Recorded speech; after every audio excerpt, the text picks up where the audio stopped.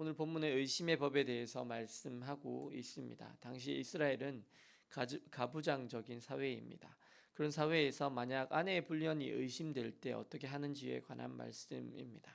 만약 어떤 사람이 자신의 아내가 바람이 난 것 같고 다른 남자와 동침한 것으로 생각이 될 때에는 근데 증거가 없어요.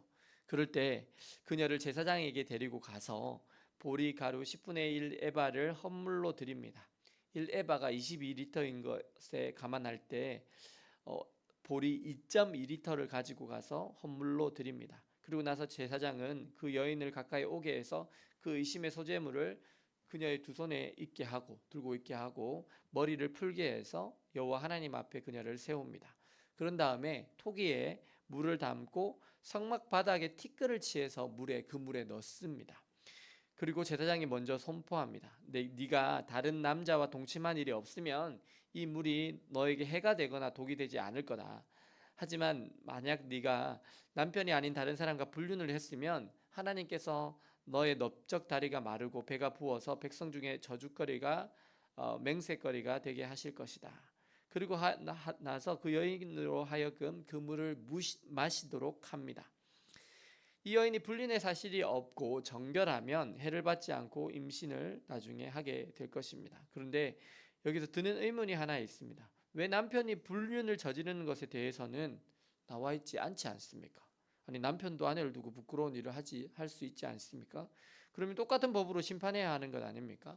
아내도 제사장으로에게 남편을 데려가 가지고 이렇게 해야 되는 것 아닙니까? 왜 의심의 물을 남편에게 적용한다라는 말은 없을까요? 사실 남편의 경우에는 유부녀와 통관하는 경우 둘 다 돌로 쳐서 죽이도록 되어 있었습니다. 신명기 22장 22절에 남자가 유부녀와 통관함을 보거든 그 통관한 남자와 그 여자를 둘 다 죽여 이스라엘 중에 악을 제할지니라 이렇게 되어 있습니다. 그런가 하면 어떤 남자가 약혼하지 않은 처녀를 만나서 성관계를 가지게 되고 그 두 사람이 발견되면 그 남자는 그녀를 평생의 아내로 삼아야 합니다. 그리고 버릴 수 없습니다.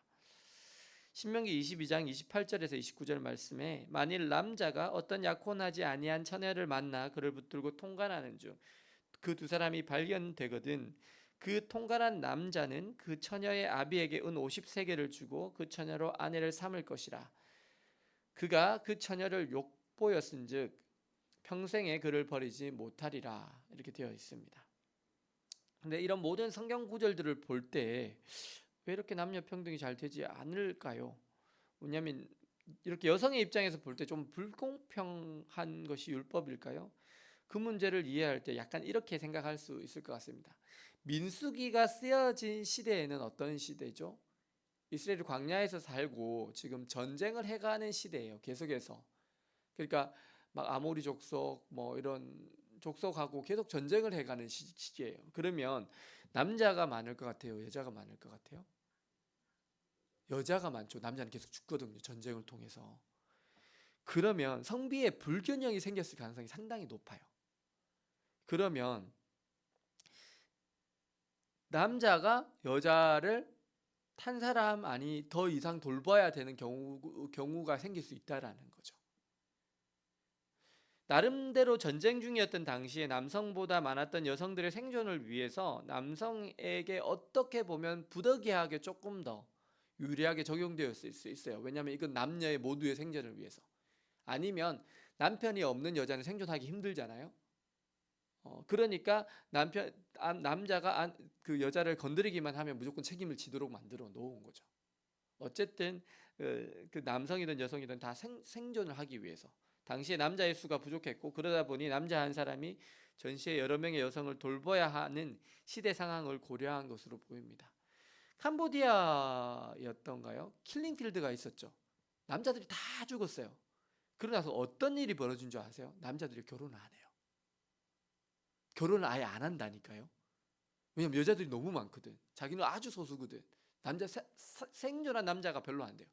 그러니까 남자는요 평생 결혼도 안 하고 한량이처럼 사는 거예요. 모든 남자들이 다요. 그렇게 됐어요. 그게 훨씬 더 안 좋은 거예요. 그러니까 하나님은 최소한의 그런 법으로 이렇게 남자든 여자든 좀 보호하도록 만들어 놓으신 거죠. 그래서 말씀은 그때 상황, 그때 시대의 상황을 조금 고려해야지 정확하게 이해를 할 수 있습니다. 물론 이 시대의 상황으로서는 너무나 불공평할 수 있습니다. 근데 그 민수식기가 쓰여지던 그 시대의 상황에서 이해를 해야 하는 것입니다. 근데 중요한 것은 이 의심의 법은 죄가 없는 여인은 그 의심을 벗을 수 있도록 했다라는 것입니다. 모든 판결을 누구에게 맡겼죠? 하나님께 맡겼다라는 사실입니다. 이 여인이 불륜 사실이 없다면 아무 처벌도 받지 않고요, 그냥 물 마신 거예요. 물 마신 거. 거룩한 물 마신 거죠. 의심을 벗을 수 있도록 제사장이 중재를 하였습니다. 남편의 아내를 함부로 의심해서 버리지 못하도록 규제한 것이죠. 반면에 정말 죄가 있으면요, 하나님께서 그를 단죄하도록 하셨어요. 요즘 의처증, 의부증으로 힘들어하는 사람이 얼마나 많습니까? 이것 때문에요, 가정이 깨져요. 박살나요. 그런데 그 모든 의심과 불신을 하나님께 맡기는 선택을 하는 것이 바로 의심의 법입니다. 오늘 우리는 갈등이 생길 때, 의심이 생겼을 때 하나님께 묻고 하나님의 뜻과 판단에 따라 모든 일을 진행해 가십니까? 아니면 내가 옳고 맞다라는 식의 판단을 하시며 살아가십니까? 오늘 내 삶의 모든 중요한 결정을 하나님께 유보하시고 맡기심으로 삶의 염려와 근심에서 자유로워지시고 주님 안에 평안을 누리시는 저와 여러분들 되시기를 예수님의 이름으로 축원합니다. 기도하시겠습니다.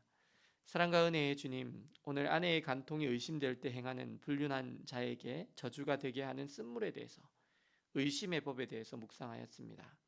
주님, 저희들의 삶에서 찾아올 수 있는 불신과 의심, 갈등 가운데 내 뜻대로가 아니라 내 생각대로가 아니라 하나님께 판단을 유보함으로 주님의 뜻을 이루며 살게 하여 주옵소서.